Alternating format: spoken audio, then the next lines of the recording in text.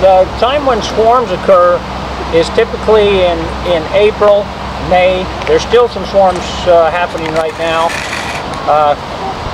So there's different ways to control swarms. The best way to prevent swarms from happening in your beekeeping, in your hive, is to check on them once a week. So if you see queen cells that are developing in there in the springtime during those months, then you'll know they're preparing to swarm. And the thing that triggers the swarming instinct in them the most is they run out of space. So if you get your bees through the winter okay and they're doing healthy in the spring, you'll have 2 boxes on, and if they fill up those 2 boxes and don't have any room above a 3rd box, then they're going to say, well, we need a bigger space, we're going to have to move. So then they'll start to swarm. If you check on them every week, make sure that they have plenty of space in there and look for queen cells, then you can be better prepared to manage them. So if you do have to, if you do get a swarm, sometimes there's things you can do to be prepared to catch the swarm once they get loose. I'll tell you the best time to watch for swarms is when the bees are building up strength, there's flowers out, there's nectar coming in, and we get a storm. We get cool, rainy weather for a few days, and then it warms up. Right after the storm is when they're going to go. So watch for that sunny day in the springtime. After a few days of cold weather, that's when they're likely to go. Okay. So you can put swarm traps out. You could have a box. Out for them that they might just move into. You'll get a windfall. I caught 3 swarms last year, just old beekeeping equipment piled up in my backyard. They just moved in. I don't know who they were. So we have one here. Tell us about your swarm. We just came home and there were a bunch of bees in our garage where our boxes were. So I moved them out to the area where I'd set it up, and the next day one of them was just covered. They just covered it and then moved in. So the bees in your garage, they were scout bees? Were they just kind of buzzing around checking things out? So yeah, when you get a swarm, then they'll usually come out of your colony. They'll land somewhere close by on a branch, and then they send out their scout bees looking for a new place. So those scout bees will come back, they'll do the little bee dance and say, okay, we've got a swarm over here in so-and-so's garage, let's move over. Good thing you moved it out of your garage. They would have moved right into the house. So there's things you can do to manage swarms.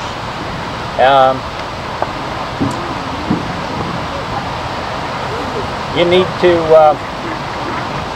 I'll say a couple more things on swarms.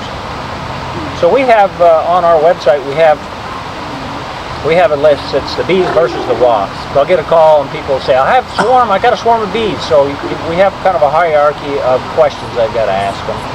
One is, are you sure they're honeybees or are they wasps? So I ask them to identify what a honeybee looks like versus a wasp. So if you get your neighbors, they're going to know you're beekeepers now, and they're going to call you up and say, hey, we got a swarm of bees, and you get over there and it's a wasp now. So then you need to know how high off the ground they are. That's the next question. So if you do decide to go after them and get them back, you're going to take your ladder, or are they close to the ground? How big of a tree branch are they on? Does the owner of the tree care if you cut the branch off or not? So that's an easy way to get them off of a bush or tree or something, is just to cut the branch and put them down in there. You see on KSL classified ads now, free swarm removal, and they've all got pictures of the swarms hanging in the trees. So there's a lot of people that like to catch swarms. So, all right, maybe that's enough on swarms. Does that help enough to get you started? Okay, yeah. One question. Once they swarm, once they leave that hive, they go to a tree or whatever, how long are they on that before they fly? Yeah, so it can vary quite a bit on how long they stay on a tree. So usually the initiator will come out of the colony and they may move 30 feet, 30 yards away. They're by there until the scout bees go out and do the thing. So sometimes they'll be there only a half hour. Sometimes they'll be there a day. Sometimes something goes wrong and they'll just stay there for 3 days and start building comb out on the branch. But typically I would say they're not there more than a few hours. So when somebody calls up and say, hey, I realize you're a beekeeper. I got this swarm hanging in my tree, but I'm clear at the other end of the valley. Do you want to come and get it?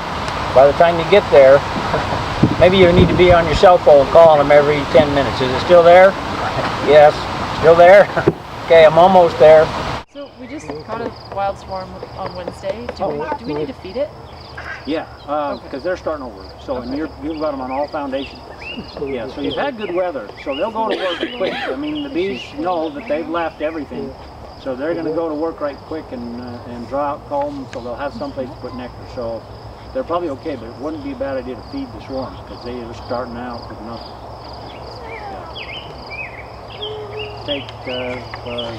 The best thing to do with the swarm is if you would have had these last year and you had a good strong colony, take a frame of honey out, put it in for your swarm.